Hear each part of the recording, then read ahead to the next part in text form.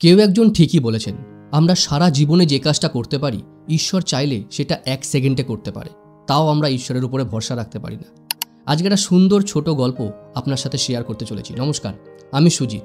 গল্পটা হচ্ছে মহাভারতের সেই সময় গল্প যেই সময় কুরুক্ষেত্রের যুদ্ধ শুরু হবে। আর কুরুক্ষেত্রের যুদ্ধ মানে খুব ভয়ঙ্কর যুদ্ধ। একদিন সকালবেলা শ্রীকৃষ্ণ অর্জুনকে নিয়ে সেই কুরুক্ষেত্রের স্থান পরিদর্শন করতে বেরিয়েছিলেন। যুদ্ধের কয়েকদিন আগে সেখানে গাছ কাটা হচ্ছিল, যাতে যুদ্ধের সময় যাতে কোনো সমস্যা না হয়, স্থান যেন সমতল থাকে। ঠিক সেই সময় একটা ছোট্ট পাখি উড়তে উড়তে শ্রীকৃষ্ণের সামনে আসলো এবং বলল, ভগবান আমাকে রক্ষা করুন। তখন শ্রীকৃষ্ণ বলল, কি হয়েছে তোমার? বলল, আমাকে একটা দাতাল হাতি আমার গাছটাকে ভেঙে ফেলেছে।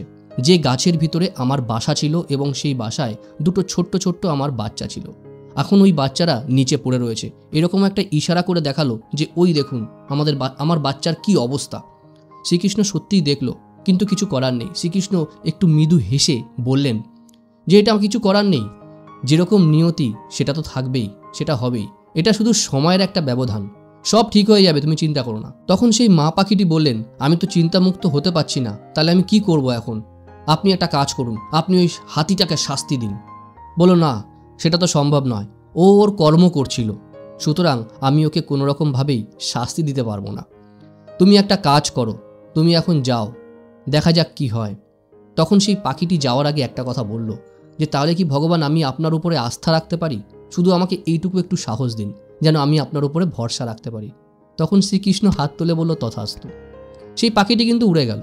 যুদ্ধের সময়, ঠিক যুদ্ধের দিন, যেদিন যুদ্ধ শুরু হবে, সেদিন শ্রীকৃষ্ণ রথ চালিয়ে যখন যুদ্ধক্ষেত্রে প্রবেশ করলেন, তখন অর্জুনের দিকে তাকিয়ে বলল, পার্থ, তুমি একটা কাজ করো, তোমার সেই গান্ডিবটা আর তীর ধনুকটা আমাকে একটু দাও।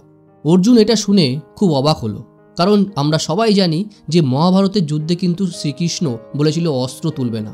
সেই জন্য অর্জুন বলল যে আপনি তো বলেছিলেন ভগবান যে আপনি এই যুদ্ধে অস্ত্র তুলবেন না, তাহলে কি ব্যাপার, আপনি অস্ত্র চাইছেন? বলে, ওই যে দাতাল হাতিটা দেখতে পাচ্ছ, ও আগের দিন ওই পাখির বাসাটাকে নষ্ট করেছে, সুতরাং ওর একটা শাস্তির প্রাপ্য।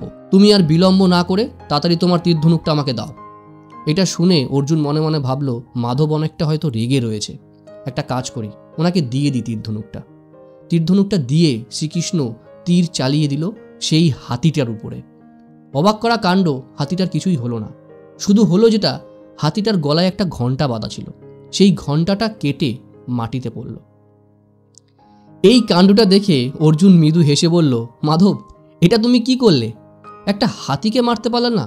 তোমার যদি ওই হাতিটাকে শাস্তি দিতে হয়, তুমি একটা কাজ করো, তুমি আমাকে দাও আমার তীর ধনুকটা, আমি ওই হাতিটাকে উচিত শাস্তি দিচ্ছি।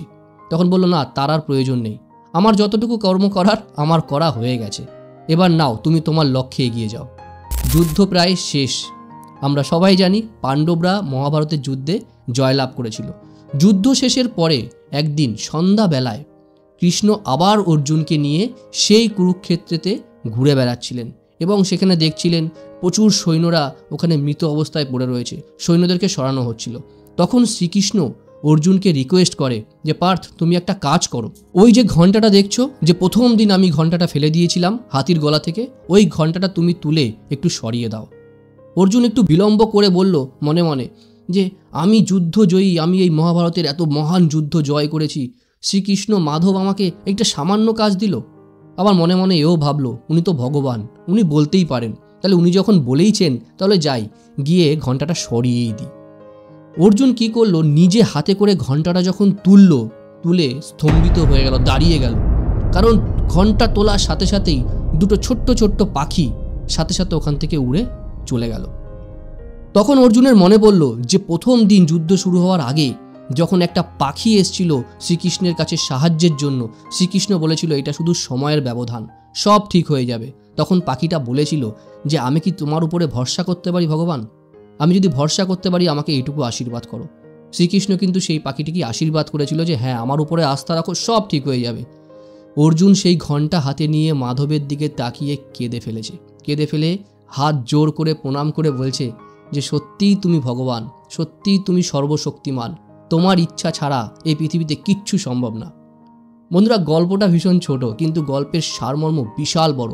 আমরা অনেক সময় লাইফে আমাদের কাছে এমন কিছু কিছু কাজ হয় বা এমন কিছু কিছু ঘটে আমাদের সাথে, আমরা না ঈশ্বরের উপরে, উপরওয়ালার উপরে আমরা ভরসা হারিয়ে ফেলি। আমরা ভাবি আমাদের সাথেই কেন হচ্ছে, আমাদের সাথেই কেন ঘটলো, আমরা কি এতটাই পাপী, আমরা কি এতটাই দোষী, আমাদের থেকে তো অন্যরা আরও বেশি কাজ করছে, আরও বেশি খারাপ কাজ করছে, কই তাদের তো কিছু হচ্ছে না। সুতরাং ঠাকুর যাকে দিয়ে যখন যেটা করার তখন সেটাই করাবে। এইটাই নিয়তি, এইটাই নিয়ম। এই নিয়মের বাইরে আপনিও নই, আমিও নই। সুতরাং ঈশ্বরের উপরে সবসময়ের জন্য ভরসা রাখুন। ঈশ্বর সর্বশক্তিমান, সর্বমঙ্গলময়, আপনার সবসময়ের জন্য ভালো হবে, শুধু ভরসা রাখতে হবে। কেমন লাগলো গল্পটা অবশ্যই কমেন্টস করে জানিও। সবসময়ের জন্য ভালো থাকার চেষ্টা করো, ভালো কাজ করার চেষ্টা করো, সবসময়ের জন্য সবার সহযোগিতায় থাকার চেষ্টা করো। আর এই বলেই আজকের গল্পটা শেষ করব এখানেই। যদি ভালো লাগে বন্ধুদের সাথেও শেয়ার করতে পারো। যদি ভালো গল্প শুনতে হয় অবশ্যই প্রত্যেক মঙ্গলবার আর শনিবার দিন সন্ধ্যা 7:30টার সময় ইনসাইড সুজিত চ্যানেলে এইরকম ধরনের গল্প শোনার জন্য অবশ্যই চলে এসো। আর শেষ করার আগে সবসময় যেটা বলে থাকি, মা বাবার আশীর্বাদ, ঈশ্বরের আশীর্বাদ আর আপনজনের আশীর্বাদ নিয়ে এমন কিছু কাজ করো যেটা দেখে সবাই তোমার মতো করতে চাইবে, কারণ জীবন তো একটাই।